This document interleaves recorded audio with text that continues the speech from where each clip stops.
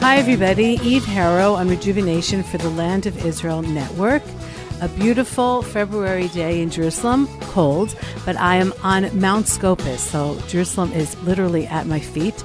I'm at Hebrew University on Mount Scopus in the office of archaeologist Yahalom Mack, who has been in the news on the last couple of months because of a discovery that she made in the tel that she's digging in the north of Israel. So first of all, Dr. Yahalom Mack, thank you so much for making time for me today. Sure. Hi. Tell a little us about, we'll get back to you and to the dig itself. But, well, first of all, what is this dig? People have heard of the digs in Yerushalayim and Chatzor and Tel Dan and like the big ticket digs. But you're here as an archaeologist at Hebrew University. And where exactly do you play in the dirt? Maybe a word about myself. Sure, please. I was educated here at the Hebrew University. I studied biblical archaeology and Near Eastern studies, some Akkadian, Sumerian. And so if anyone wants to have a conversation in Akkadian, you're the address? Well, not so much, but okay. I did stick with biblical archaeology, and it led me to a certain specific field, which is archaeometallurgy. In my studies, I have focused on ancient metals of the Bronze and Iron Ages, and I've been wearing two hats over the years.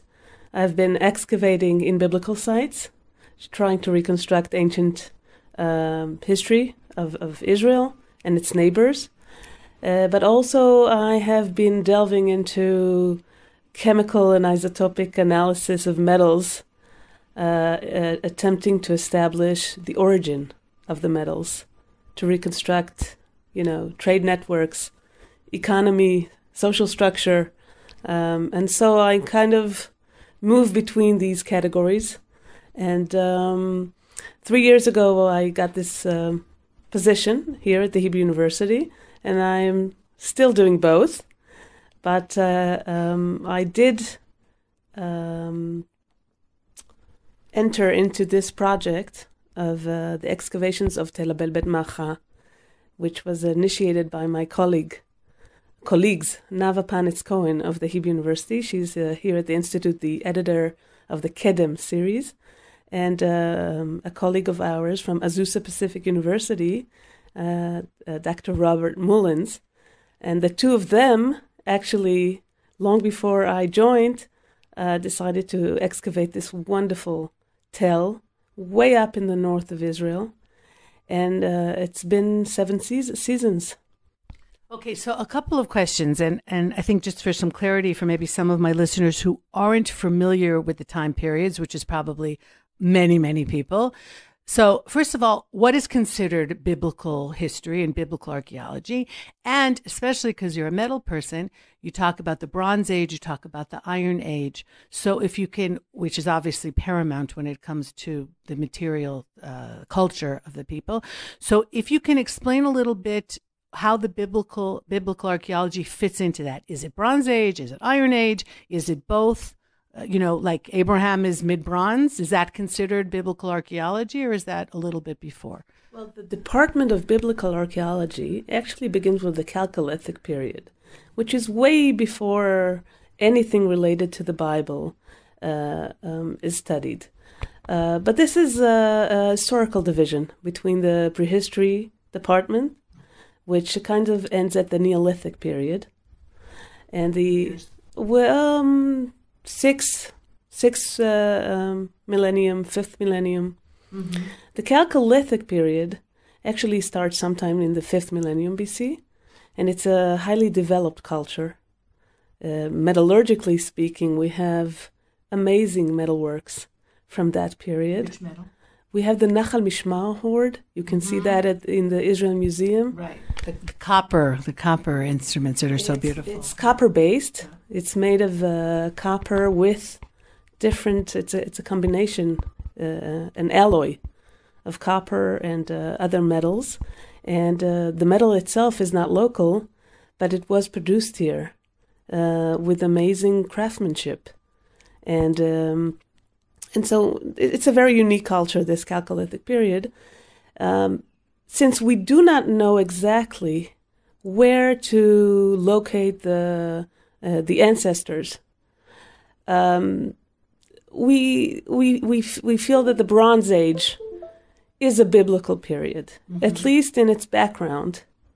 Our patriarchs must have walked around this country sometime during these times. So the Bronze Age basically begins in the 3rd millennium, and it ends in the late 2nd millennium after the Egyptian withdrawal from Canaan. And so we consider these periods biblical, although the first biblical account would be the time when Israelites start to evolve as a nation, which is the late 2nd millennium. And then we're already moving into the Iron Age, correct? At least here in the Middle East. Yes, we call it the early Iron Age in the late 2nd millennium, and then in the early 1st millennium, it's already the Iron Age II, which is a period where we have both biblical accounts and extra-biblical accounts, which corroborate the biblical narrative. So what we would call, let's say, the First Temple period, right? From around minus 1,000 till apparently minus 586 when the Babylonians destroyed. So those 400-odd years would be considered the late Iron Age. And for there you have corroboration from archaeology in Israel and also sources outside the country. Yes. From the 9th century on, we have extra-biblical accounts. We have them in the 10th century, too, with the Shishak raid. But one of the pharaohs of Egypt who comes in and wreaks havoc. True.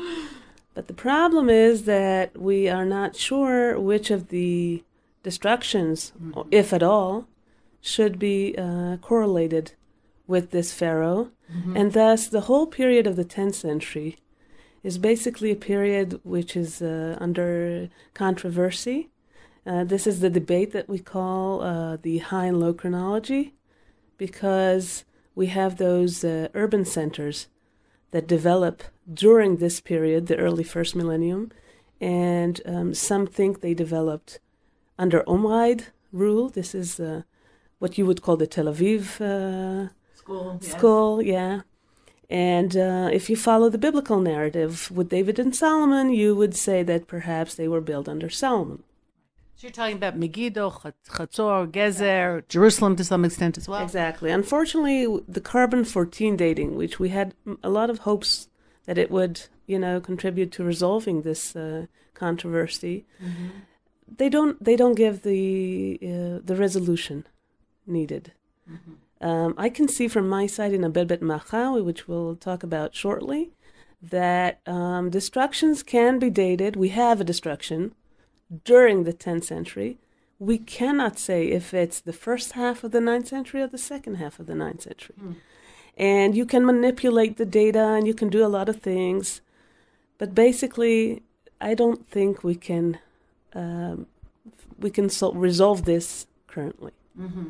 But there's different, always in the future, you have botanical archaeology, and I know also different methods. I read something, since you're into metal, so I want to ask you about this, that there are ancient iron pieces that have been found that for a while they thought, predating the Iron Age, that for a while they thought, and I don't even remember where I read this, that there were civilizations that had been way ahead of their time. They'd invented iron, then they were destroyed, and maybe that knowledge got lost and only came back about 3,000 years ago. And that all these pieces were tested not long ago, and they all come from meteorites. So this is all iron that's sourced from outer space, kind of putting away, at least for now, that idea that perhaps there were civilizations that were ahead of themselves. So what do you think about that? Because if you're doing the chronology, copper, bronze, and then into iron, it follows pretty much a pattern. But then can you get these blips sometimes that will say, what's going on here, and then have these theories? Well, the point is that meteorite iron is metallic iron. And it's a big difference between the full, fledged Iron Age, where they smelt iron, they produce iron from its ores. It's a difference from using metallic iron.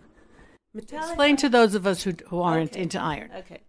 It's not only iron. Metals can only be worked if they're in their metallic state. Once they are combined with oxygen, and other elements becoming minerals, right? They can't be worked. They're like rocks. Try to work a rock. Mm-hmm. Try to pound a rock. It will shatter. It will break. It's not malleable. So you need to extract the metal from it. And the way to do it is to reduce it, heat it up in a reduced environment, which is an oxygen-free environment, together with carbon. This is what's called smelting, or there's another term for this? This is called smelting. If you heat it up together with charcoal that contains carbon, then the carbon would pull, in certain conditions, it will take the oxygen out of that mineral and release the metal. And this is what we term smelting. And this is the technology which is complex. The meteorite iron already is in metallic form, mm-hmm. and it's workable. So it's not such a big invention. Right. The invention is when they realize that they can separate metal from ore, metal from mineral. So they do that first for copper and lead during not before the 6th millennium BC.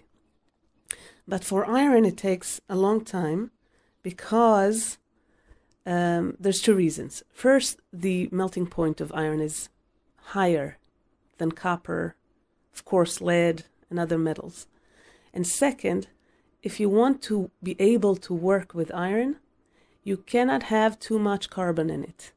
You need some carbon in order for it to become steel, but you cannot have more than 2% of carbon. And if you heat the metal together with charcoal, even if you reach that liquefying temperature, melting point of over 1500 degrees Celsius, you end up with a product too rich in carbon, and it's not workable. So this is really an exact science. It is an exact science. And the point is that only when humankind, figured out how to decarburize the iron, they could use iron, melted iron. Mm-hmm. So what they did do, they developed some kind of a compromise. They used temperatures similar to copper smelting temperatures, which is around 1200 degrees Celsius. But they ended up with a product of iron which wasn't liquefied, but was rather, it's called a bloom. It's a product that's mixed iron and slag. So it's something that you need to forge mm-hmm.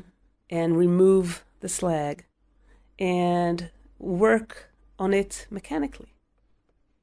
So if you smelt copper, you get a liquid metal, which you can pour into a mold mm-hmm. and create a shape. But if you use iron, which is not liquefied, it's only half, right. It's like in a solid state, mm-hmm. then you need to work on it mechanically in order to make an item out of it. But what instruments can you work on it mechanically with, since it itself is so hard? I'm thinking that you have to have a diamond to cut another diamond because a diamond is so hard, right? So how does that, what did they work the iron with in order to be able to shape it? I must say that bronze could be a very hard metal with the right composition. Mm-hmm. You also have stone objects, mm-hmm. which are used as hammers. Right. They had their tools to work with, mm-hmm. and once they started to create steel, of course, they created their own tools and were able to continue to work on iron. Mm-hmm. But what I want, if we come back to the time of the development of these territorial kingdoms, the Israelites and the Judites, this is the time when they adopt iron. This is the first time when we start seeing iron really enter the scene as a metal for mass production of tools and weapons. So it goes hand in hand with this period, with the development of these kingdoms. Which would also make sense, because a kingdom would be stronger if it has these better materials. I mean, I'm just thinking biblically, right around the time of, let's say, Saul and Jonathan, like the first monarchy at the very beginning, it seems like the Philistines are doing very well. That they, no? Okay, so explain that they have more of the metal and the whatever you want to call it, the Israelites don't, or the tribes don't. What's happening in that period? I guess we'd call the end of the period of the Judges, the beginning of Samuel, and later on the Kings. So you're right that the Bible describes a period during the time of Saul when the Israelites would go down to the Philistines, allegedly, to sharpen their tools. And that implies that they didn't have the technology to produce iron, the Israelites. But that's not the impression that we get from the archaeological finds. What we see is that iron production develops in Philistia at the same time when it develops in other territorial kingdoms. And the fact is that, as much as I can tell, there are two sources for early iron technology. One source is Cyprus, where we see iron knives being produced as early as the 12th century BC. What culture was there, or what people? Do we say that the Kaftorim? I mean, the actual Cyprus, like no, what nation? No, Kaftorim are identified with Cretans. Okay. Yeah. In the nice way, Cretans. Not there's an expression if somebody's really dumb, they say he's a Cretan. That's not what we're talking about. Quite the opposite. Okay. So which people were there? The point is that in Cyprus, the local Cypriots, I don't know how to define them. Okay. They were expert metalsmith. They would smelt copper and produce during the Late Bronze Age, which is 14th to 12th century BC, huge amounts of copper. And which they had on their island, or they brought in? They had. Cyprus is very rich in copper. At the bottom of the Troodos, there is mass amounts of copper, and they knew how to smelt this copper and produce copper in tons. They would make them into these ingots in the form of ox hide, and they got the name oxide ingots, and these were traded all over the Mediterranean in thousands. And sometimes during the 12th century BC in Cyprus, we see the beginning of iron production. So the Philistine connection with Cyprus might have brought some iron objects and possibly the technology, but we do not have evidence in Philistia for iron production before the late 10th, 9th century BC. Did they have the raw material here, or they had to bring it in from somewhere else and just work it here? We have good iron deposits in Israel. We have them in the Negev and Arava, but there's also, and this is my second route for iron technology, there are iron deposits in Jordan, in the Gilead. You know the name Barzillai HaGiladi? Okay. Also Elijah is from the Gilead, Eliyahu HaGiladi. Yes. Okay. The prophet. Yeah, but the Barzillai with the name Barzel, which is iron in Hebrew, is very interesting. And in the Gilead, we not only have good iron, we have remains of iron smelting. So is this Punam? Because they're the two main, there's the two main copper centers, right? There's Timna that's down in Arava, and Fenan is not, that's not the same place. No, Fenan is a copper source, Funon, Fenan, and it's located way to the south. It's south of the Dead Sea. And what I'm talking about, the Gilead, that's north of the Yabok River. So it's closer to the Kinneret, I would say. And there we do have smelting remains from the 10th, 9th century BC, which is kind of contemporary with all those urban centers that are starting to work iron during the 10th, 9th centuries BC. So is that the tribe of Menashe? I'm thinking biblically now, and where they were sitting, which would have been around that time also? Yes, no?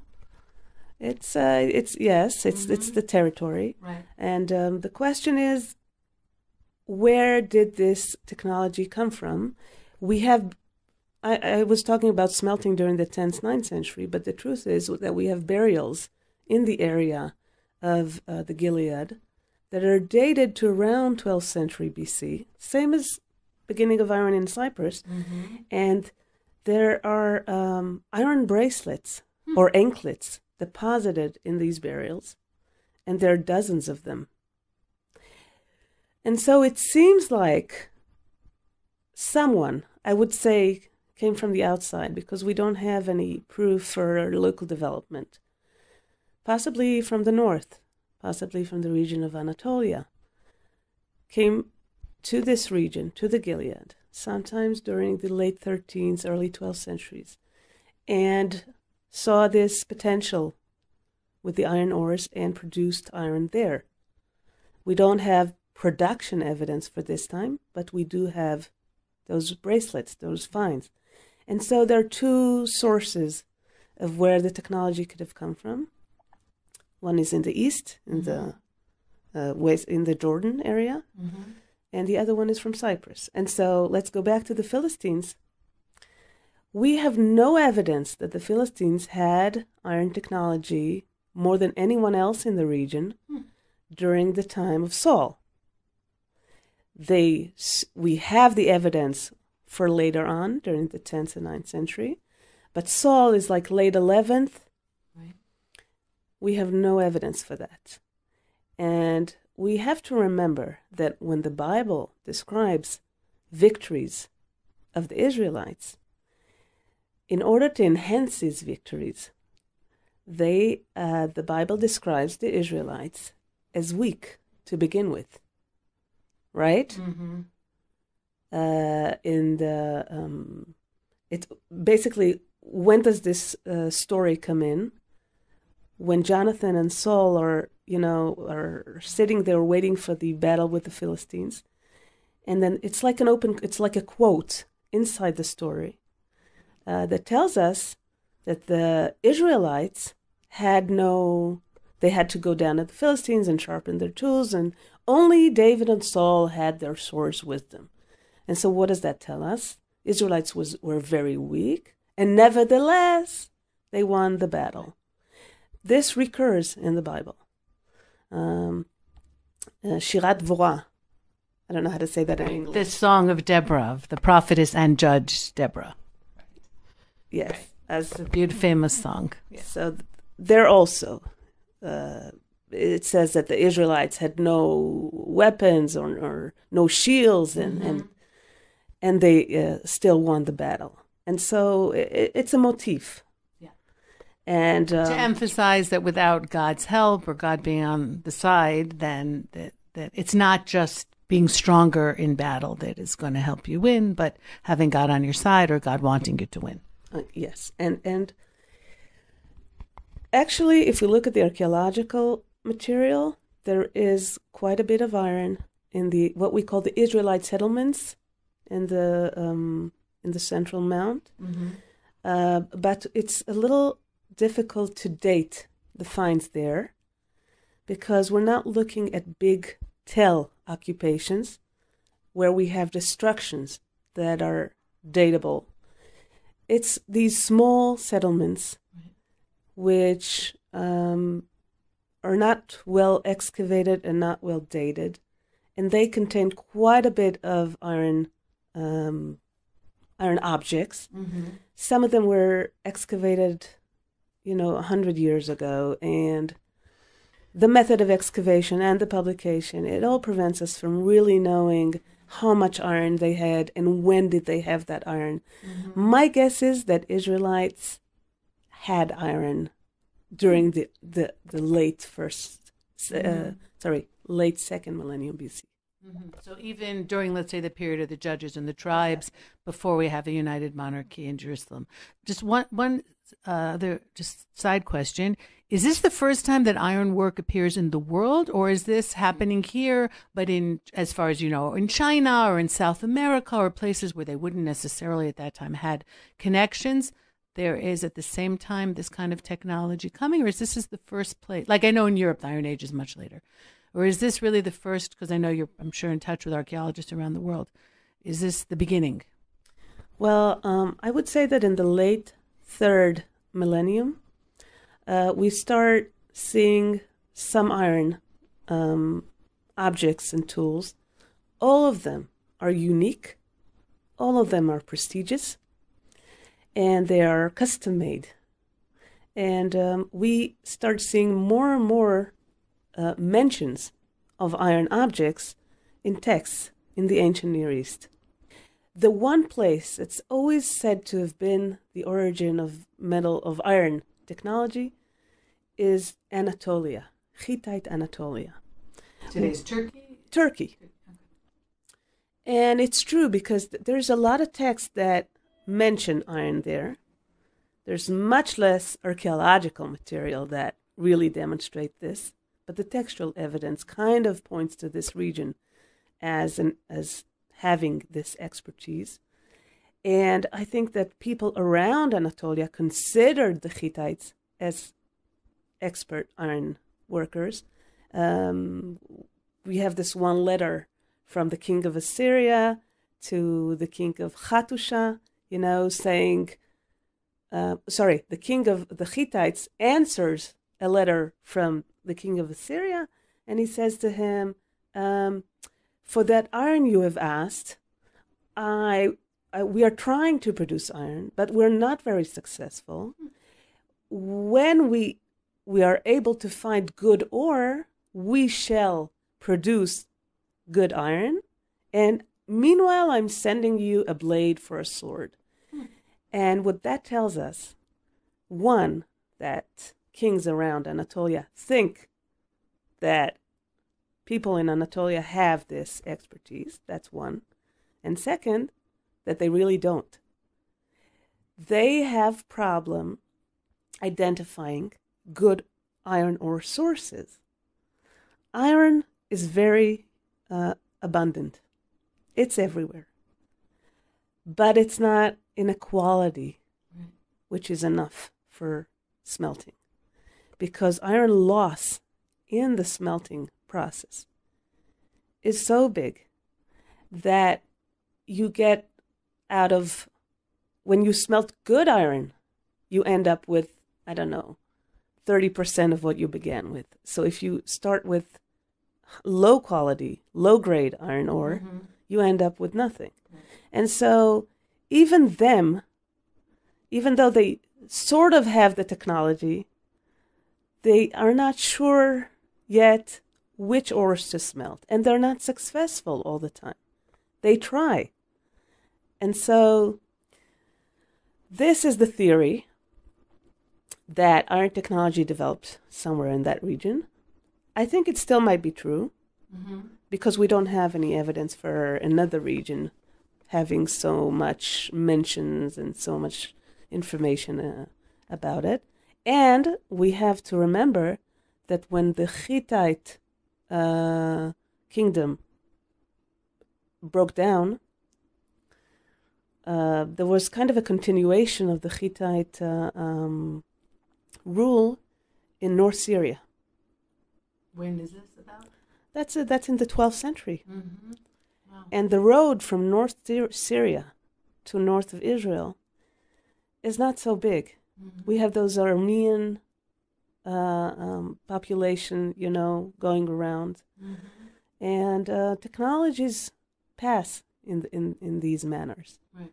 And so my guess is that the origin is somewhere there in the north. Isn't it here in Israel, I know this is in your field, but isn't it here in Israel where they have, in the past couple of years, tried to figure out why we move from the Bronze Age into the Iron Age in terms of not just the knowledge of how to make iron, but what's going on in terms of the climate, that there are droughts and fires and people on the move, like the sea people that come here, and the Mycenaean civilization falling apart, and around this Mediterranean area where so much is going on, there are some really cataclysmic events, natural events, if you will, that set the world as people knew it, kind of ending one major period and beginning another. Well, like, what can you add to that?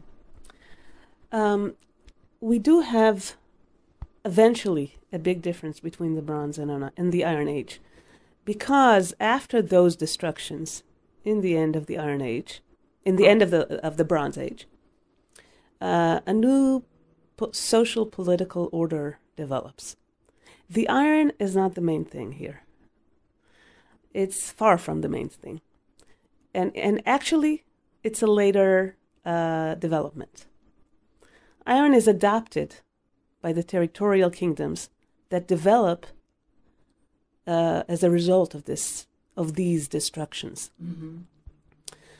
But you also must remember there's a lot of continuity between the Bronze and Iron Age. And this is also something that we talk about a lot in past years, that Canaanite population, Canaanite culture continues and merges into these new, what you call Israelite, Judean. It's there. The culture continues.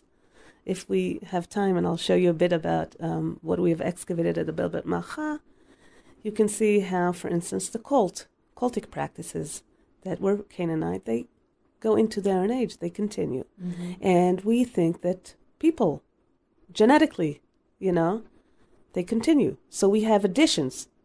We have mixing of populations. We have populations coming from the outside, entering.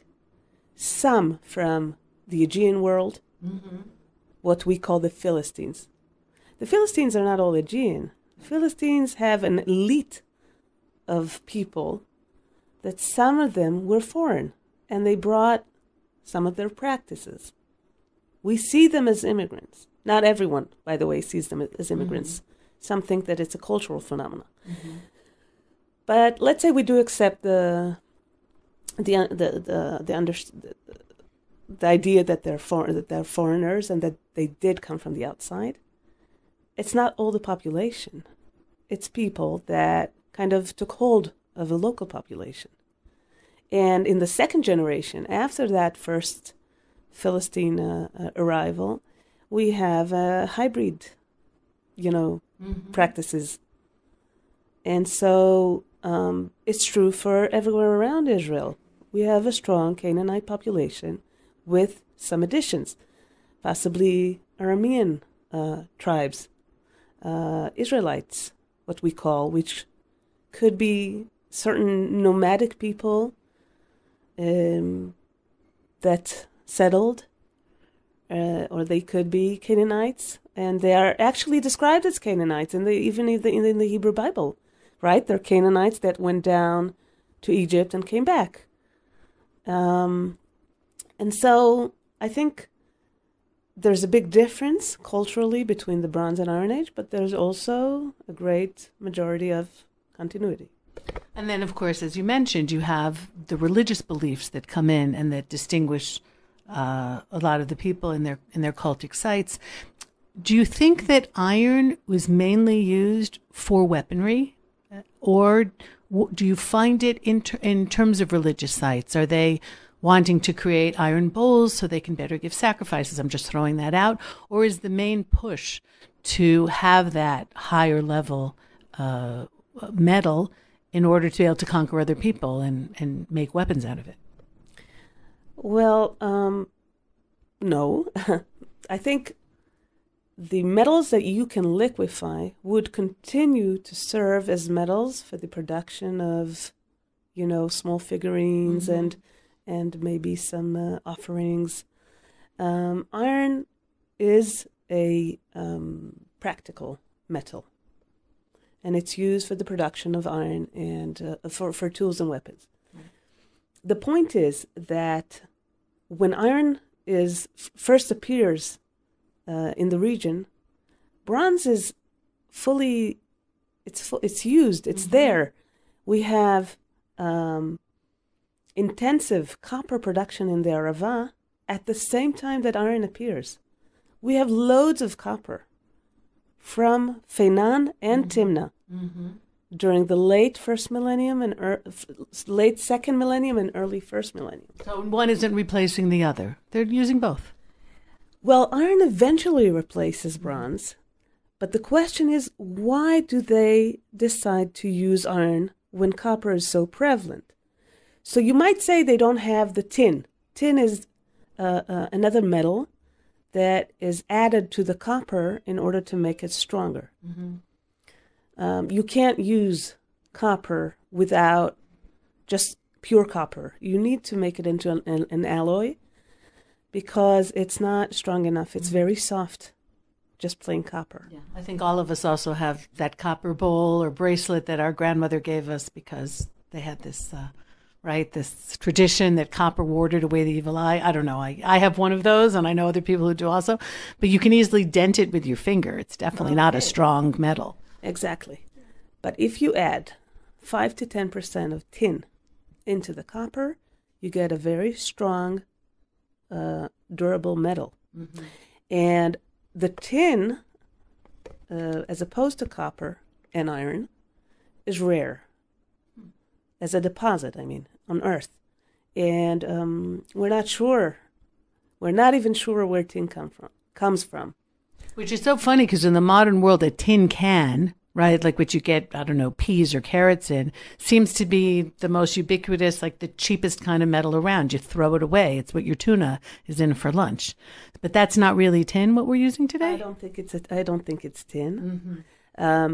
But we do know that there's a shift between the sources of tin between the Bronze and Iron Ages.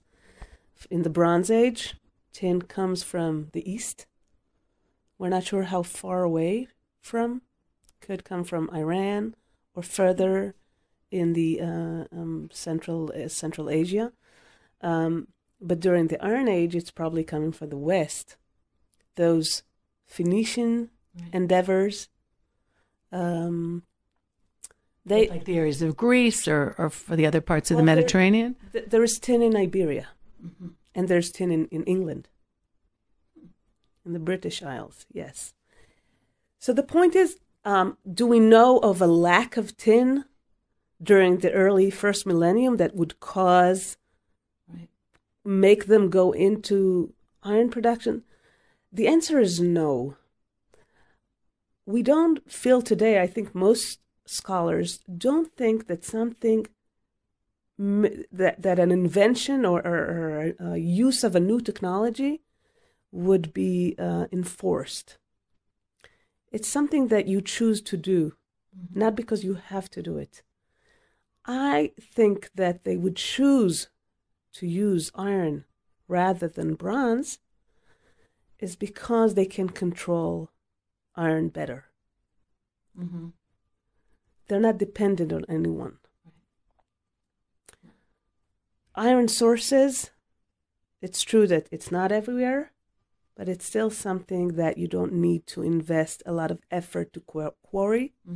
It's not so deep in the ground. It's not far away like tin. And you don't need, in order to make iron into steel, you need charcoal, basically. A supply of carbon. But that's it. You don't need to alloy it with anything. So maybe that's why, those kingdoms decided to use iron and to develop ironworking. Because it seems like they decided to do it at the very beginning and they, continued until, the end of their regimes.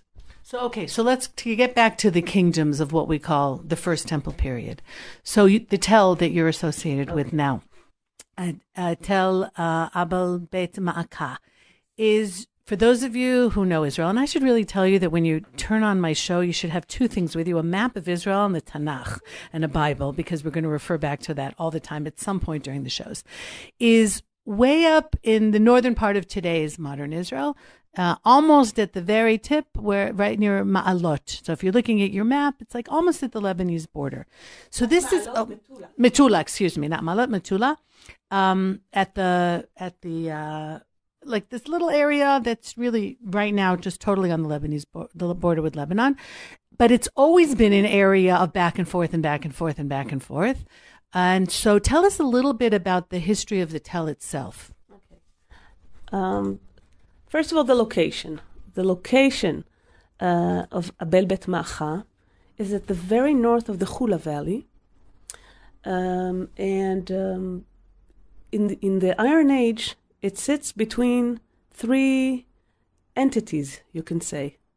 Between the Israelite kingdom, between the Aramean sphere, which is comprised of different kingdoms, but maybe the strongest would be Aram Damascus, and between Phoenicia. Which is more or less today's Lebanon and northern Israel. It's the northern coast of Israel, I would say, and the coast of Lebanon. Right. The major city relevant to the time of our settlement would be Tyre, which is growing and expanding during this time, and has a very significant, cultural development. And so we have this site. It's a 100 dunam site, Tel. You can see it if you drive on Road 90 towards Metula. If you look to your right, to the east, you'll see this Tel, which is kind of pronounced over the valley, the Hula Valley. And it's a beautiful agricultural area with tremendous water sources. Also, still today, very needed. We check the news every morning, what's happening in the snow on the Golan and the Hermon, and it's all that area in the northern part of Israel, which also makes sense why it would be constantly fought over. So that's what people needed then as now. And so this Tel, until 1948, there was an Arab village located on the Tel called Abil el-Kamech. And of course, it preserves the ancient name of Abel. And already during the 19th century, travelers going around this area identified this Tel because of this Arab village as the biblical Abel. We have, I think, two biblical mentions of raids that mention Abel Bet Maacah in its geographical surrounding, which helps this identification. For instance, in 1 Kings, Ben-Hadad listens to Asa, the king of Judah, who tells them to attack the Israelites. And the Bible tells us that he attacked the cities of Israel, and he hit Iyon, which is a city that we know is identified with Tel Ediban, in the Marj Ayun Valley, which is north of Metula. It's already in Lebanon. And he attacked also Dan, Tel Dan, and then Abel Bet Maacah. And they're all right there. You can pretty much see all three of them without even... If you look at the map, you'll see that Abel Bet Maacah is located 6 kilometers kind of to the northwest of Dan. About 30 kilometers to the north of Chatzor, which is located in the southern part of the Hula Valley. 70 kilometers from Damascus, and 35 kilometers from Tyre. So it's really in the midst of all this area. And when we read this biblical description of Iyun, Dan, Abel Bet Maacah, and the land of Naphtali, the Naphtali Mountains, then it's right there. It's a perfect description of the location of the Tel. We're talking about Kings 1, chapter 16, the second, chapter 15, the second pasuk, the second verse, if you want to look it up for yourselves. Okay. Verse 20. Verse Kaf. I thought it said Bet. I'm reading it in Hebrew here without my glasses. Verse 20. Okay, so that's where you can see. And the second source here is Kings 2. Yeah, Kings 2, 15, verse 29. It's from the 8th century, from the destruction of Israel by Tiglath-Pileser, the king of Assyria. And he also says that he had ruined or took Iyon, and then Abel Bet Maacah, Yanoach, Kedesh, and we know how to identify at least Kedesh, Chatzor, and all the Gilead, and the Galilee. And so we have a good identification of the site. All the land of Naphtali, of that tribe of Naphtali, which is, even today, that area is called the regional counts, the mountains of Naphtali. One of the most interesting biblical narratives that mention Abel Bet Maacah is the story of the rebel Sheva ben Bichri, who rebelled against David and had to escape. And the story is in 2 Samuel chapter 20. And it's a very long story, but in the end he reaches the very northern site or city that he can go to, which is Abel Bet Maacah. And Yoav, the army... the chief of staff. Yeah, the chief of staff. Pursues him all the way to Abel Bet Maacah. And when he reaches the site, he starts to rattle the city wall, according to the story. And a wise woman calls from the city wall and says, "Talk to me, Yoav." And he says, "Okay, I'm listening." And she says, Why are you doing this? Why would you ruin a city and a mother in Israel? Which is an amazing and unique expression. It's the one and only place where it's used, a city and a mother. And she says, why would you ruin a city and a mother in Israel? We have been loyal to Israel. And she says, you know, Avel would be used to be a place where people come and ask, of course, in the sense of divination. They would ask and they get their answer. And why would you want to ruin the city? And he says, oh, no, I don't want to ruin the city. All I want to do is get this rebel. And she says, oh, okay. She goes back, and when she comes out, she has the head of the rebel. She tosses it over the wall, and that's that. And maybe we should let women run things. She just got that done in like 3 verses. Exactly. And so this is a very, very interesting story, and it kind of raises the question of who does this city belong to? And what's the divination that she's talking about? Also, religiously speaking, which at the time was paramount in the cultures, who's in control of that city? Okay, so for the divination part, we'll get to, because I have something very interesting to tell you about, an interesting find from the past season. But I think what the question is whether the people here belong politically, culturally, socially to the Israelites, or perhaps they're Aramean, or maybe they're Israelites but under Aramean control, or otherwise they could go back and forth during this time period. They could be just the same people, but changing affiliations or loyalties with whoever is controlling the area at the time. Exactly, and paying their taxes to whomever they need to. And so this is a question that leads us throughout the research, because when we are studying this very interesting site, we keep on asking ourselves, who are they? What are they? What kind of interesting combination do we have here for people who are sitting really close to Phoenicia, influenced from what's going on there? They're basically in the territory of the Israelites, if you accept the biblical narrative, at least for some time, and they're also under Aramean sphere or rule or Syrian, something like that. Or influence. What are they? Who are they? What is the population comprised of? What is their culture? What are their beliefs? And this is the aim of the excavation, basically. And one more mention, I must say something about the name Maacah.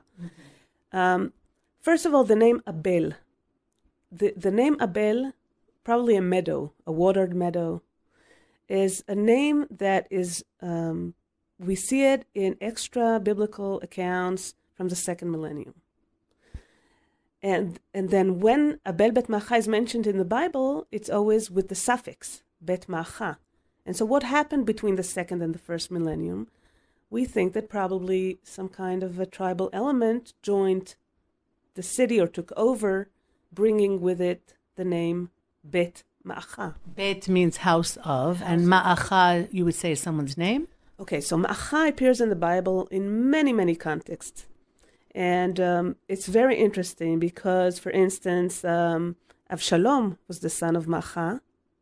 David's son, Avshalom, the one who rebels against him. His mother, isn't she a princess of Geshur? Exactly. And her name is Maacah. Okay, exactly. And that brings us to the question of what is the relation between Abel Bet Maacah and those two biblical kingdoms, Geshur and Maacah. They're mentioned a lot of times together as two kingdoms, and the geographical area is probably, for Geshur, is the surroundings of the Kinneret, and for Maacah would be the Golan Heights, the Bashan, the area of the Bashan.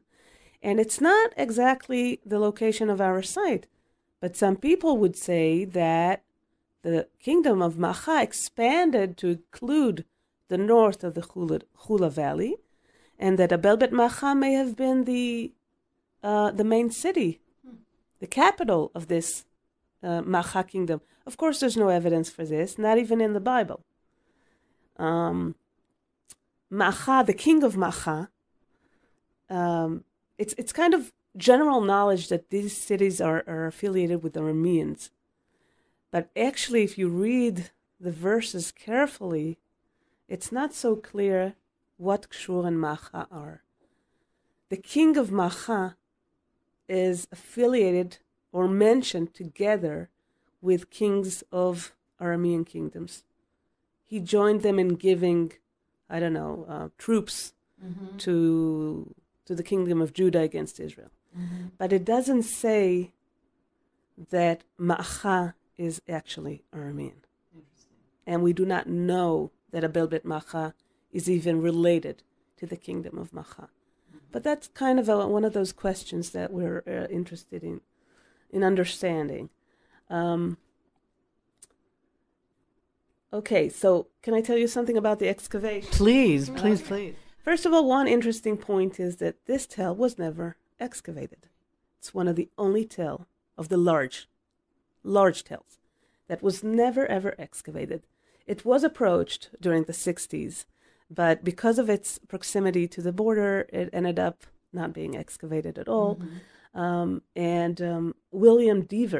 Professor William Deaver, conducted a survey in 1973, but also he wanted to excavate there, but he never did.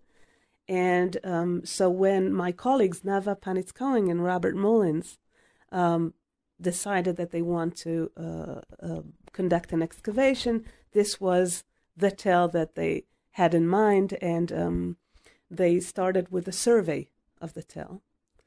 And the point of the survey was to walk around and gather pottery sherds and look at the morphology of the tell and see which periods are represented in these sherds.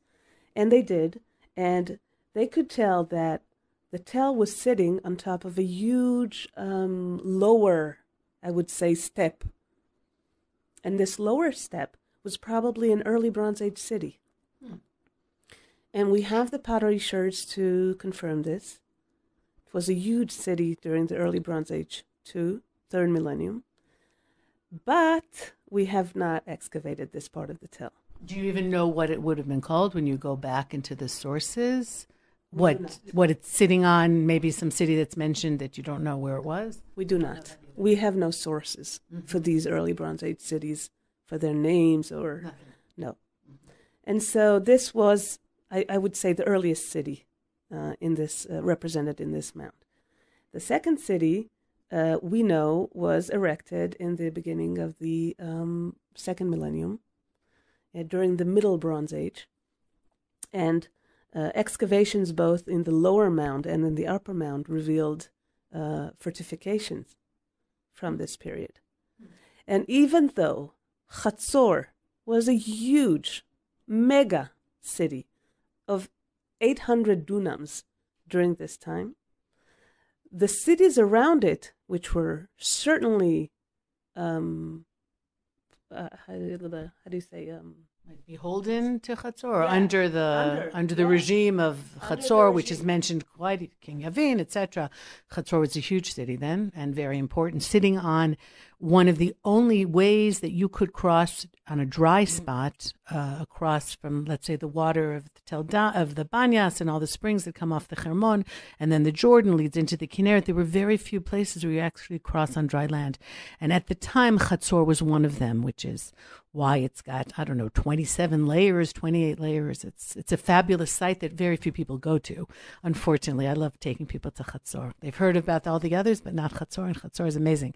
So anyhow, they would have been under kind of the regime of whoever was ruling Chatzor. They would have been part of that. Yeah, Chatzor would be the southernmost city in the Syrian sphere. Mm-hmm.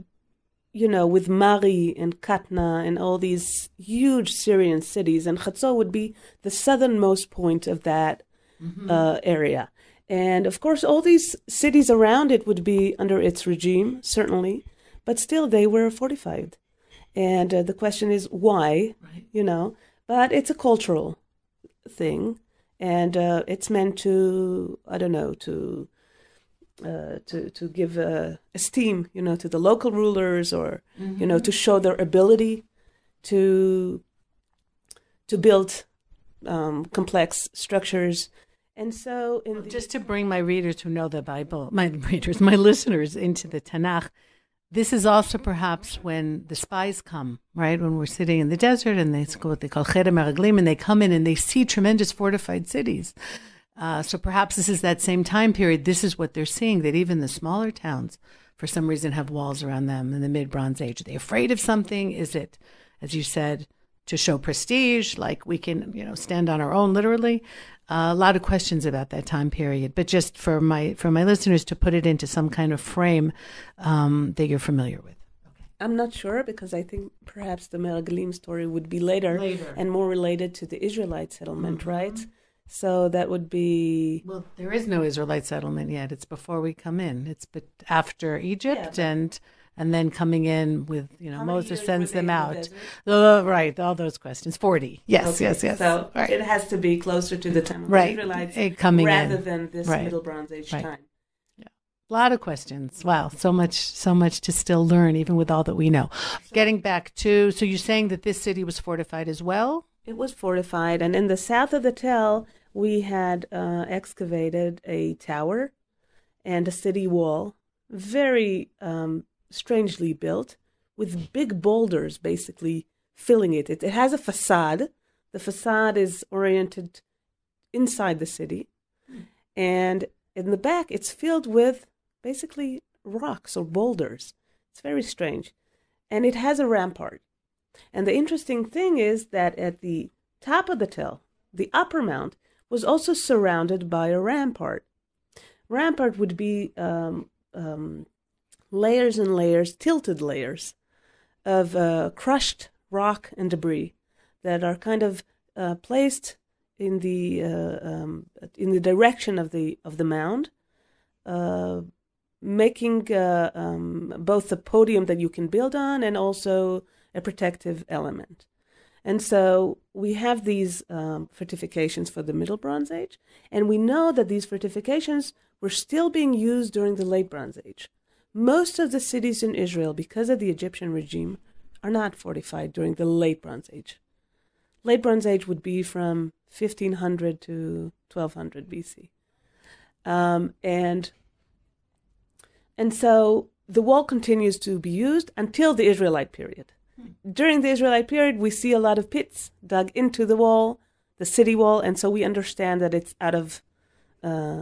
it's not used anymore. So the city isn't protected, or you think there's another wall or something else going on? We haven't found another wall, and we do not know that the city was surrounded with a wall. So it could be that they felt that they didn't need to be protected. Is that the conclusion? One of the conclusions you would come to? We do not know yet. It's too soon to tell, because we've been excavating for 7 years, and there's so little that we know. So, and we feel that we don't want to jump into conclusions and just tell what we see. Tell it as we see it. You're at the point where you're just getting more questions and not the answers yet. Exactly. Okay. And I just want to mention one very interesting find from the late Bronze Age, which is a silver hoard. We basically found a little jar with the neck broken and kind of reshaped. And then inside was this gouche, a block of like purplish thing, and the conservator here, Mimi Lavie, in the Institute of Archaeology, she looked at it and she said, listen, there's something in this jar. And she extracted the whole thing out. You can see it, the audience can't, but... Can I ask how she got it out without breaking the jug, or she had to break the jug? She kind of released it. It was kind of stuck to the bottom, and it's a small, you can see the scale here. Right. It's a small group of objects that adhere to each other because of corrosion, and it was basically a collection of silver items. And you can see it after being cleaned. It was a bunch of earrings and little pieces, scrap pieces of silver, and one ingot. And these pieces were analyzed, and we kind of have an idea where the silver came from, probably from Lavrion, Greece, mainland Greece. But it's an amazing find. It's quite rare. We don't have a lot of silver hoards from that period. Okay, so I'm kind of jumping on forward to the very, very interesting, or the most interesting period, I would say, on the Tel currently, which is the Iron Age 1. We have in the middle of the Tel. It's basically on the lower Tel, but it's not far from the upper Tel.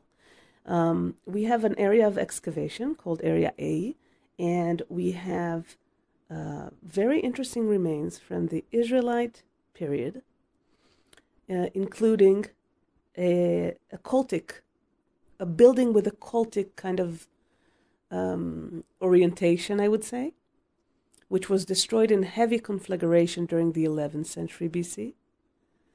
And on top of it was built a huge administrative building, well built, very rich, with an amazing cultic room, which I will describe in a minute. And this building was also destroyed in a heavy conflagration during the 10th century BC. How do I know? Because we took charred olive pits, and we analyzed them using carbon-14 dating method. And we have these two dates. Wow. So we have a destruction during the 11th century and a destruction during the 10th century. This is when we started the conversation. I said, I don't know if a Abel Bet Maacah would, solve the question of the united monarchy, because we can't say anything more than that second layer being destroyed during the 10th century. Who destroyed it? Why? Would it go with the story of Ben-Hadad? Is the story of Ben-Hadad at all relevant? Some biblical stories would say it's later, If you read the Bible as is, that would be the time of Ben-Hadad. It's interesting questions. So I was just a few weeks ago at the tourism ministry. They do these review courses for tour guides, and someone who is a zooarchaeologist who does animal bones. So he gave us a fascinating lecture for 5 hours. You have to be a really nerdy tour guide. I can't remember his name. I cannot remember his name. But one of the things that he was telling us is, of course, when you find animal bones in Tels, that can tell you a lot about the people living there. For example, an absence of pig, this is the obvious one, might tell you that it was Israelite or Judean. He also, I just have to tell you, said the chickens really only came in for eating, as I'm sure you know, like with the Romans. And that the different kinds of pigs also, the European pigs came in, which they're connecting with the Philistines. It was really, really fascinating. So what have you found there in terms of animal bones, does that give you any clue here, or you don't have that? That wasn't significant in your tell? Well, let me describe to you the earlier, what we call cultic-oriented structure. Okay, so I can tell you now that some of my listeners are shifting in their chairs, because when we talk about cults now in the Western world, it's like Jonestown, somebody who gave everybody poisoned orange aid or whatever it is. A cult is seen in a very negative connotation, I would say, in today's world, someone following some kind of crazy charismatic leader and doing ridiculous things. Not so when we're talking about the biblical time. So I just want to put that in here and have you elaborate on that a little bit. Okay, I would just say that the reason that we don't call it religion, because religion is a big word, and cult would be something practical.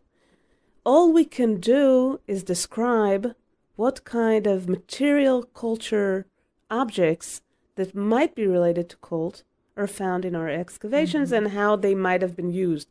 We can't do more than that. And so this is why we call it cult, but not in the sense that, in the modern sense. So just you can see, and it's a building with a rounded wall, which is an interesting feature, because most of the walls are kind of, right angled. And you were asking about bones, so I would say three things about this building. One, we found the burial of an equid, either a horse or a donkey, right at the entrance to the room. Second, we found a dead dog, which we're not sure if he wandered in or was placed there. Mm-hmm. And the Persians had a strange thing with dogs, right? But that's much, much later. That's later. Like in Ashkelon. And we do have the Persian period on the tell, but he was buried under destruction, so he must be Iron Age. Mm-hmm. Right. And we have antler horns. Now, antler is something that is shed, Yeah. So I think we're talking about the same archaeologist. Yeah. Our archaeologist is Nimrod Marom. I think he's the guy that you heard from. And he said, well, what are the chances that a deer walked into the building and shed its antler there? And so we think that they're bringing this antler for a reason. And so just to answer your questions about the archaeology in this particular building is very interesting. And we do have a small bull figurine, which is in the entire Near East, is always related to deities, some to Baal, some to other deities, and we have bulls in the Aramean area, and we have bulls in Canaanite sites, of course, in Egyptian, yes, and so this is not so indicative of the specific type of... What is it made out of, that bull figure? It's made of clay. And the other feature, or the main feature that makes us kind of point out the cultic nature of this building is the many, many standing stones that we found in this building. A standing stone would be a stone that is erected for no practical reason. In the Tanakh, they would say a bama. Is this what they would refer to? No, or a matzeva. Matzeva. And we have those. We have those just, in the middle of the room or near the entrance. And this is telling.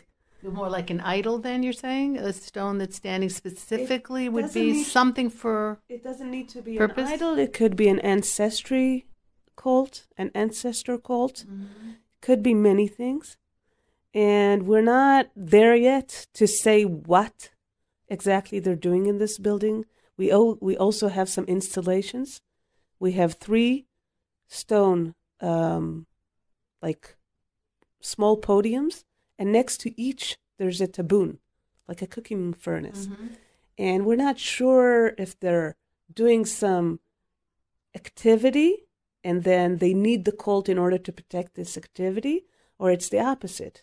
It's a cult place and it needs, bread or some other cooked material for the practice, the cultic practice. It's always a question. Who's helping whom here? As part of some kind of sacrificial offering or something like that, or you even have in the temple the shewbread. So these are things that you have in all the different cultic spots. So this is the earlier building that was destroyed, the one that I was just talking about, that was destroyed during the 11th century. On top of it, of course, we have other stratums, but they're not very significant. And then there is a huge building erected. You can see it here. It is right-angled. It's very elaborate. It has several stages of construction, and it has many rooms.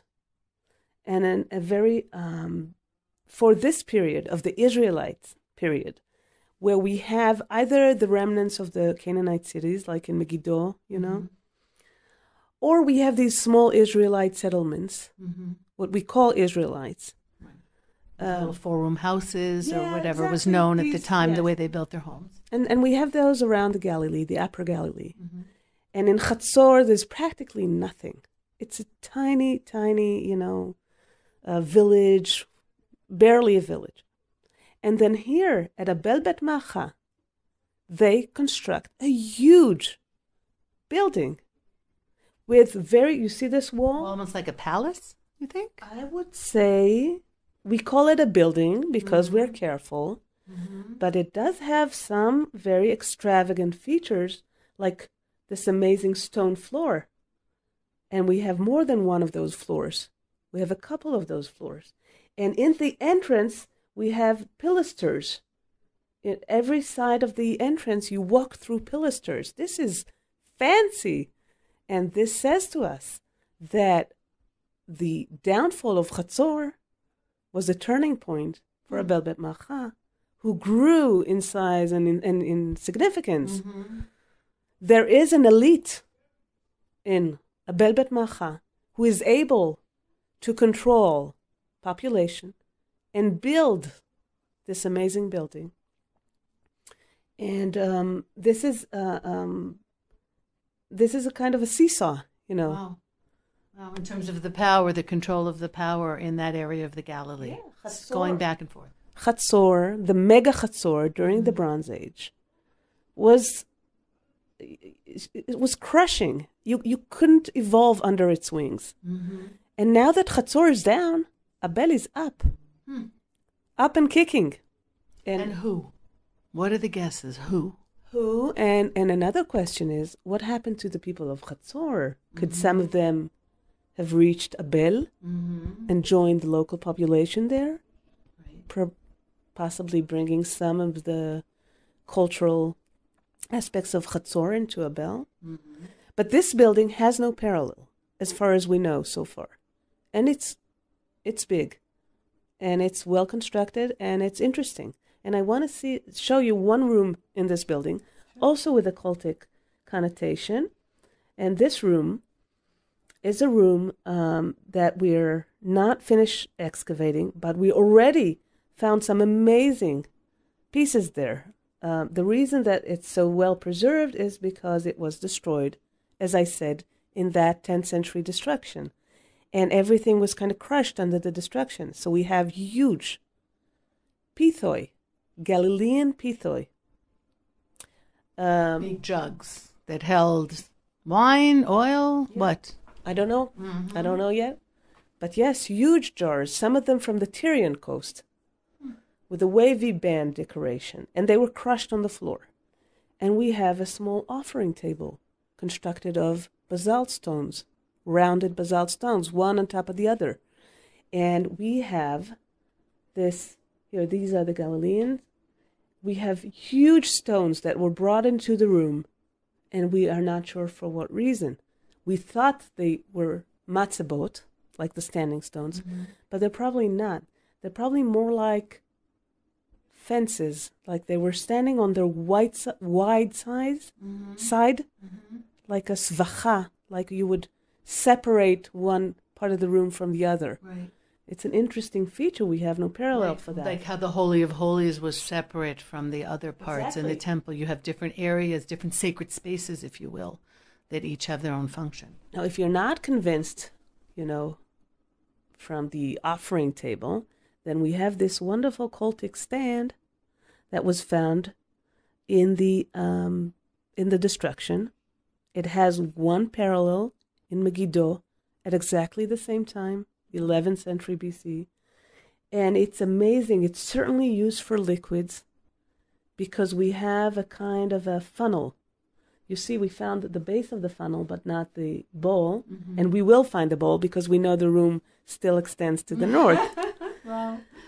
But we see how it's placed in this amazing windowed stand, which is pedaled. You have these little pedals, which is very, very characteristic of Canaanite cult. Mm-hmm. That kind of flower design. The pedal design. And so we have this wonderful. And then this season, if this is not enough, we continued to excavate the room. And we found a closing wall to the north, to the west. And then in the corner, we found a square installation. You can see it here. Sorry for the people listening. It's built up. It's surrounded by a low fence of stones. Very dark material between this fence and this construction, which I can tell you, it looks very dark sediment, but it's not burned sediment. It's some kind of a liquid or material that accumulated in this space between the fence and the installation. At the top of the installation, there are two depressions, which are plastered. And it's like a double sink. And if you're not convinced, there's a hole leading from one of the sinks into the wall at the back of the installation. And so they're using this installation for liquid. Mm-hmm.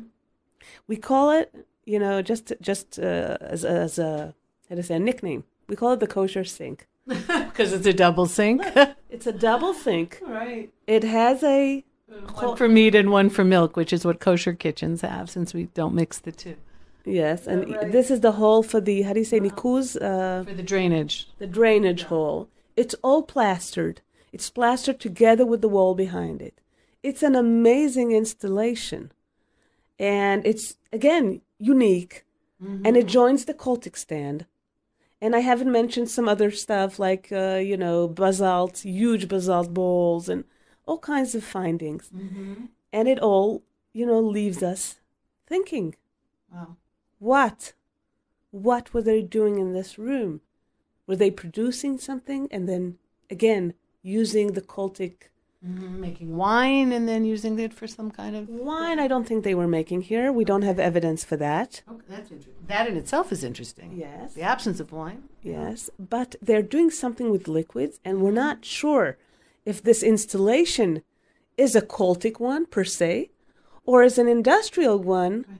And then they need some kind of ceremony before or after utilizing it for some practical reason. Have you brought in Daphna Langut? Is that her name? Langut, she's the one who gets into the plaster a lot of times and finds pollen that was trapped, like in Ramat Rachel and in other places, to see what was growing at the time? I did ask her to do that, and she said that the question is whether the plaster was exposed to the exterior. Right.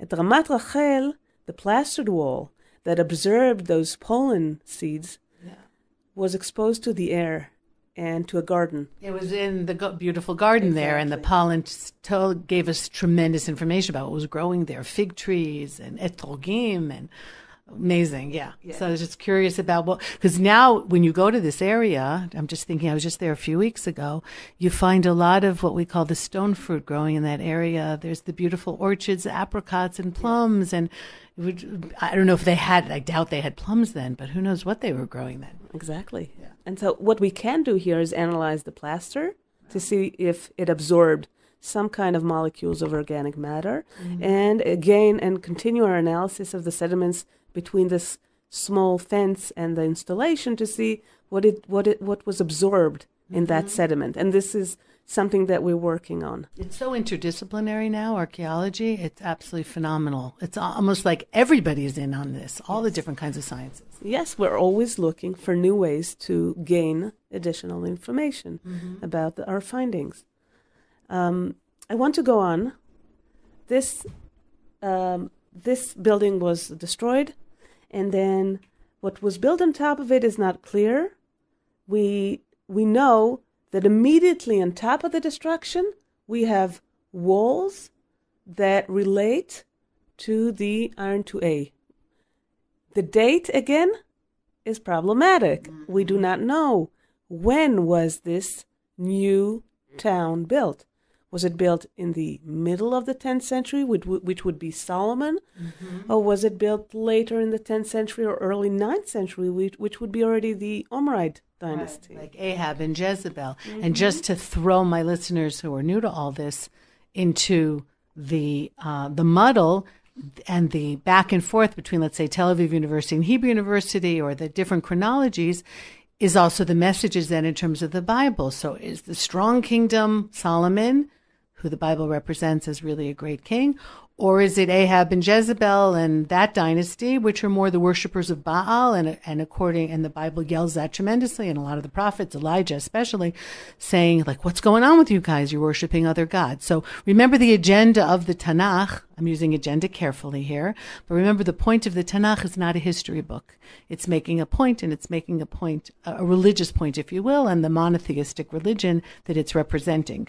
And so that's a lot of what we're getting in here now is, again, not just archaeology, but a whole lot of other thoughts and ideas and different schools, some of whom take very, very seriously what they're doing here, all of whom would take it seriously. Okay. And so I need to mention one thing from this town, from this city. We excavated in the last season a stone floor. And on the stone floor was a podium constructed of stones, circle of stones elevated from the level of the floor. And on top of this podium was a vessel, an amphora, a jug, I would say. And it contained 425 astragali bones, which are knuckle bones. Wow. 425 animal knuckle bones. Which animal? Do you know? We do.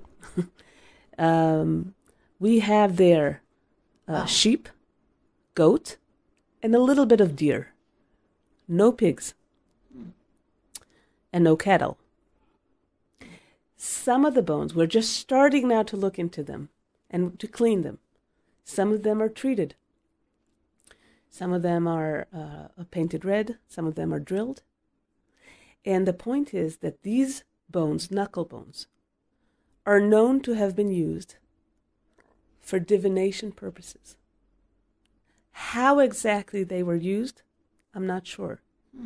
Some of them were exchanged for a sacrifice.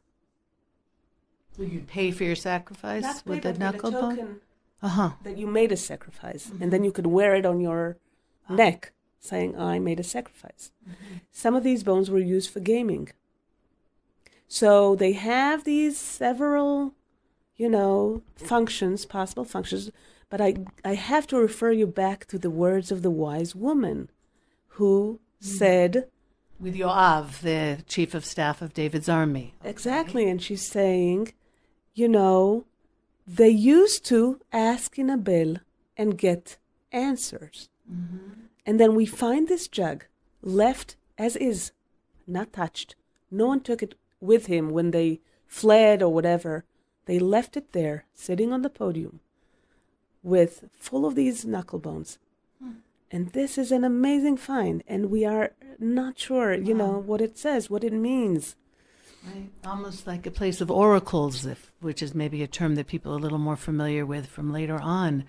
I want to say something about the name, the city and the mother.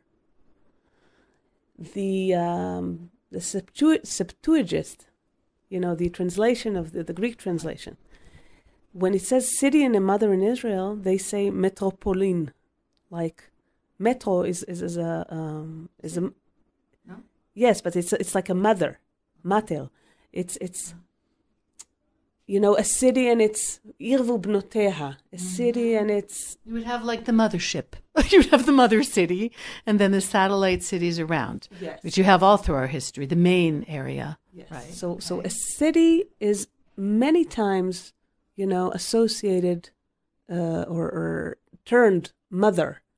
And that's a known association. But it also could be then when she says, why would you ruin a city and a mother? She could be saying, why do you want to ruin a city?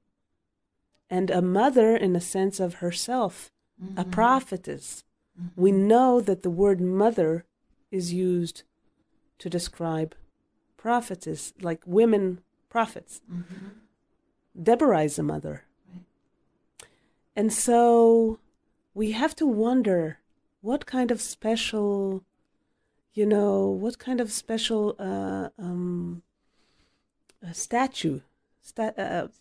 stature. What kind of special stature had Abel Bet Maacah in a regional sense? The seat of this wise woman who's maybe a prophetess, the divination, the cultic practices that we are not sure what they are, what they mean. And so these are questions that we're dealing with. I'm coming to the very end now. We're going up to the mound, to the top of the mound, to Area B, where we saw the Middle Bronze Age rampart, you remember? We also have their remains from the Iron Age 1, from the 12th, 11th century BC. But most important is the citadel that we exposed from the 9th century BC.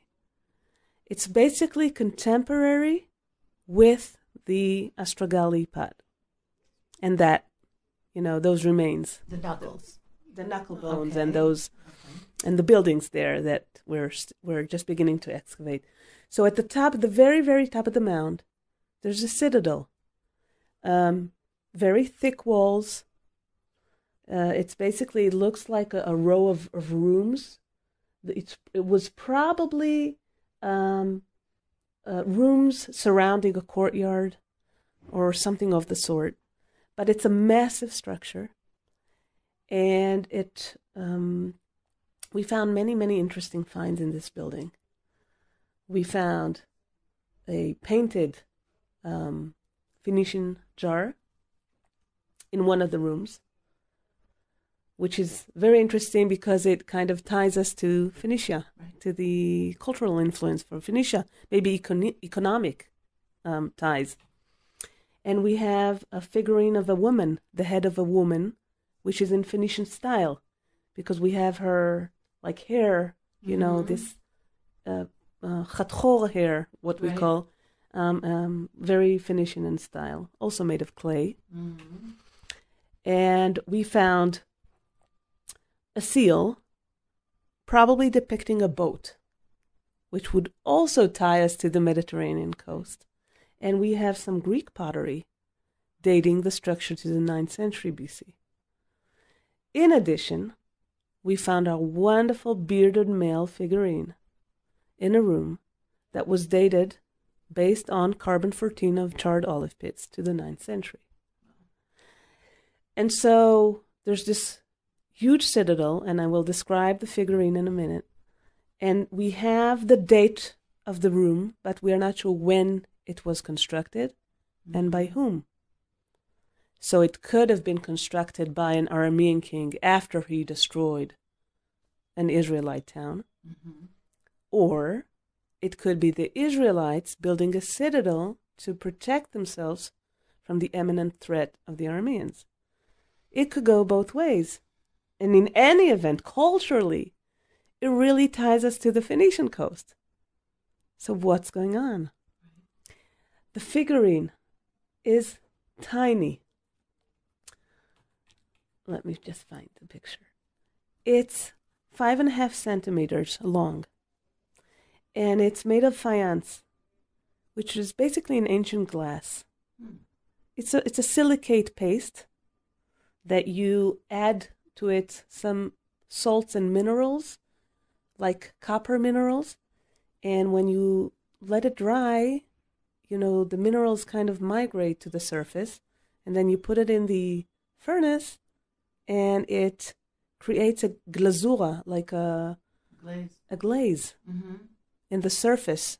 And so it's a glassy surface, and it's beautiful. And you have this paste, which you can, make it into, either press it into a mold, which this is what probably we have here, or you can just shape it with your hands and then bake it. Do we know who did this? Have you found anything similar anywhere else? So this head is unique. It's excellent workmanship.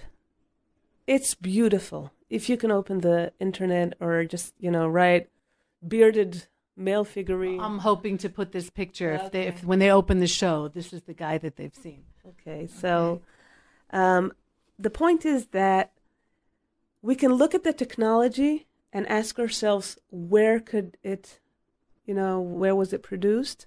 Or where could it have been produced? Mm-hmm. It could be in the Phoenician coast. They have the technology. It could be in Egypt, where they certainly have the technology. Mm-hmm. But it could be also in Syria. They produce faience in many regions of the Near East, and for a long time before this figurine of the 9th century BC. The point is that this individual, if you look at him, you can see that he has a very interesting hairstyle, kind of corded, I would say, like cords making the hair, and they're painted before baking in black. The eyes are black. The pupils are black. The eyebrows, the beard, the hair. And then and he's wearing this band on his forehead with stripes in black, and also yellow / I would say gold. Mm-hmm. And his face is greenish because of this copper tint. We already examined the materials, and we know that they added copper in order to create this greenish tint of the face, and we know they used manganese in order to create this blackish hair and other features. And these banded, bearded individuals they could be a general description of a Semite individual.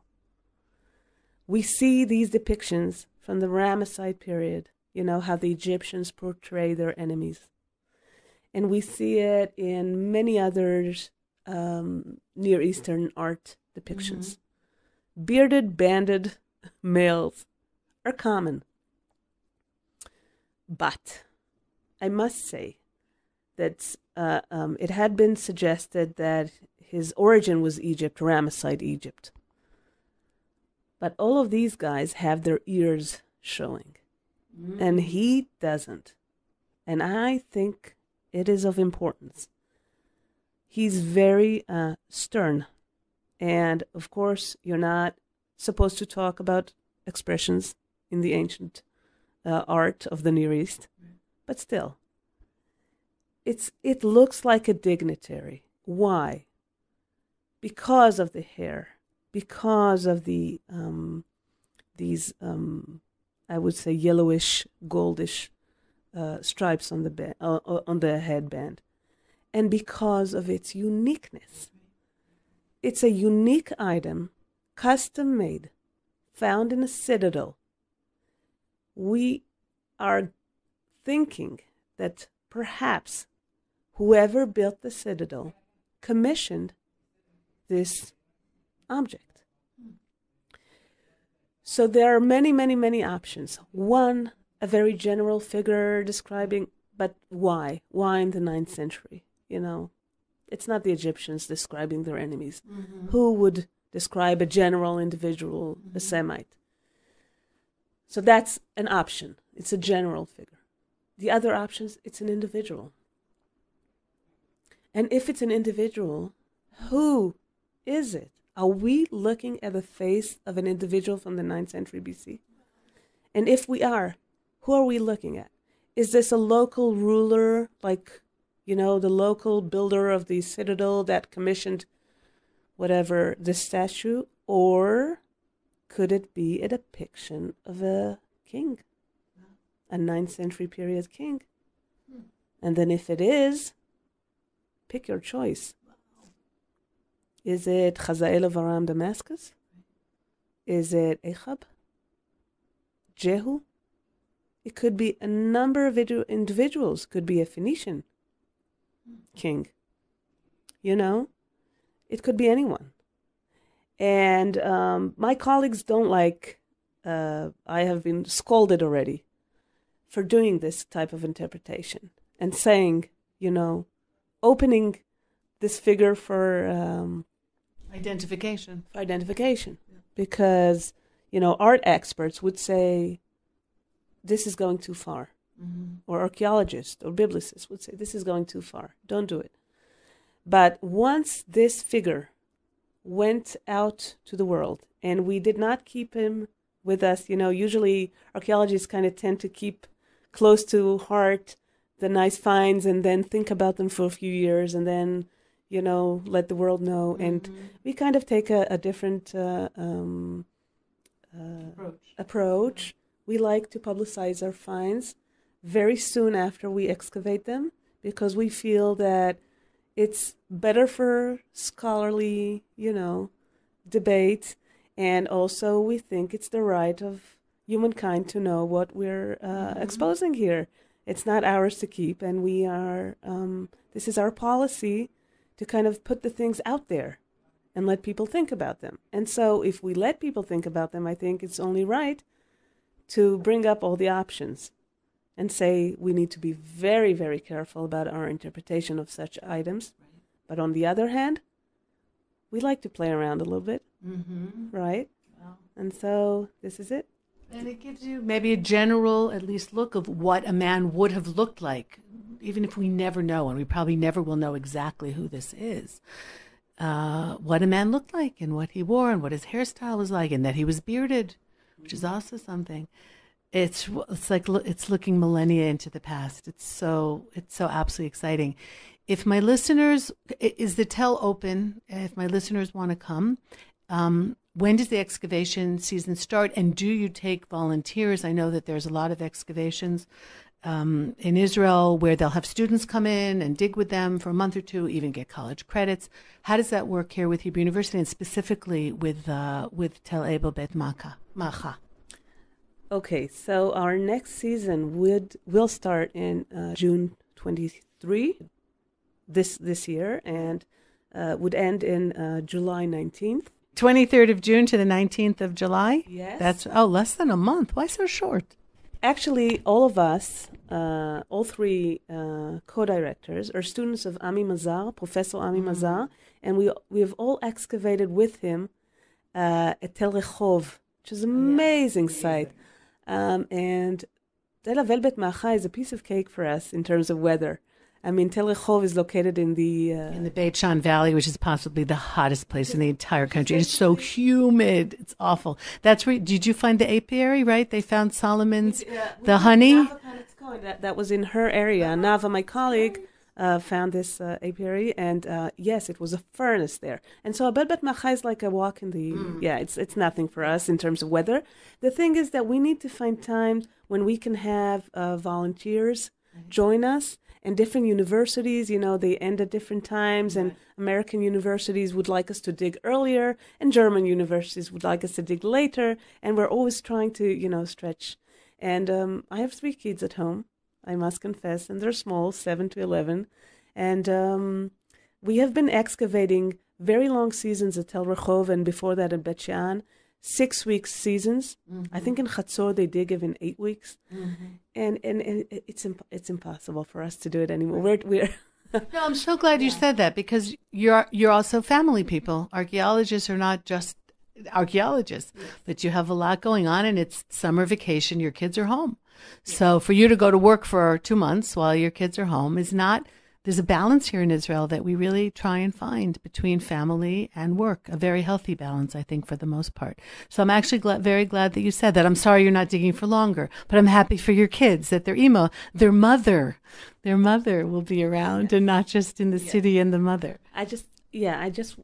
Of course, the distance from Jerusalem is a crucial factor here, because we leave our houses and we stay there at one of the kibbutzim around the Tel, and so we do it for a month, and we welcome volunteers. We definitely welcome volunteers.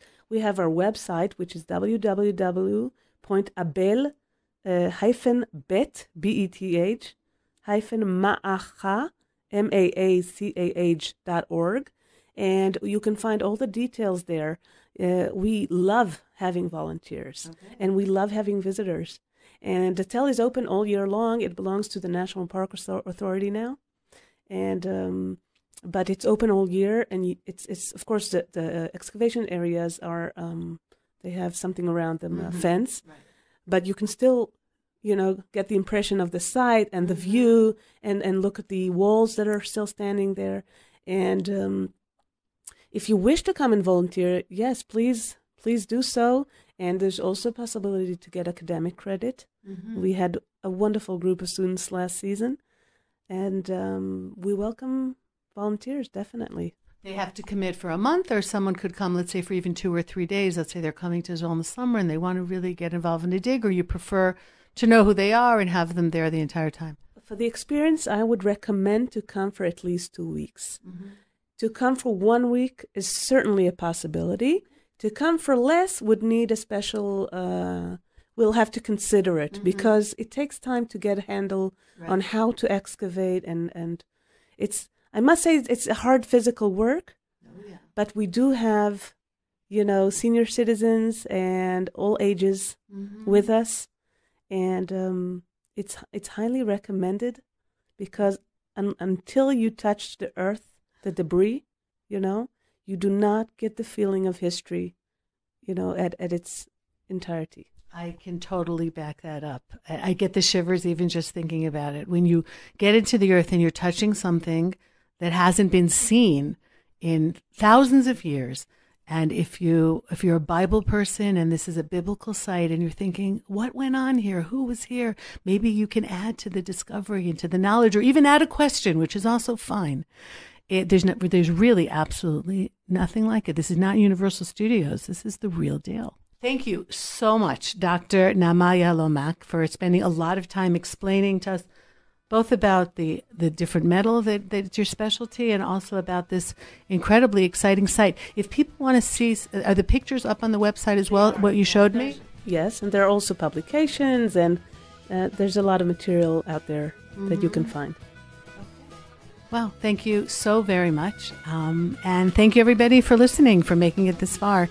Eve Harrow, Rejuvenation on the Land of Israel Network. Thank you to Ben and to Tabitha and to everyone on the network. You can always write to me, eve@thelandofisrael.com, and take a look at my website, eveharrow.com, for where I'm going to be in the next couple of months. Take care, everybody. From Mount Scopus in Jerusalem, goodbye for now.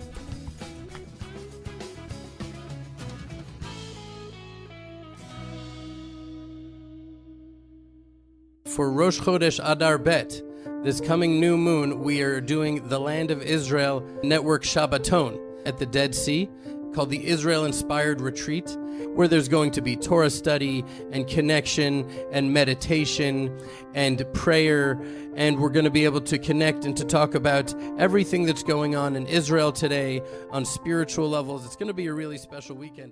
You can